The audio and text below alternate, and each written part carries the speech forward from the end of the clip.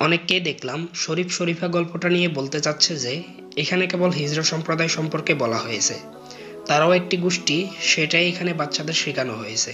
এখানে তো সমস্যা দেখছি না। যথাযথ সম্মানের সহিত ব্যাখ্যা করার চেষ্টা করছি। ব্যাপারটা খুবই সূক্ষ্ম।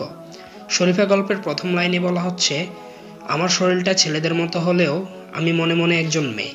অর্থাৎ শরীফা হিজড়া এই জন্যই নয় যে তার শারীরিক কোনো সমস্যা আছে, সে দেখতে একদমই ছেলের মতো। একটা ছেলের যা যা থাকা দরকার তার সব কিছুই আছে তার কাছে। তাহলে সে কেন হিজড়া হলো?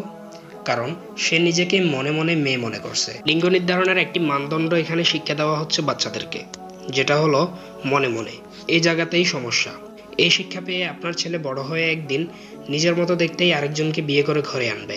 আপনার সেই ছেলের বউ শারীরিকভাবে আপনার ছেলের মতো দেখতে হলেও সে মনে মনে হবে একজন মেয়ে। এটাকেই তো আমরা সমকামিতা বলি, তাই না? শরীফা ঘটনায় কোথাও সমকাম শব্দটা উল্লেখ না থাকলেও সমকাম হওয়ার মূলসূত্র ঠিকই এখানে উল্লেখ করা হয়েছে।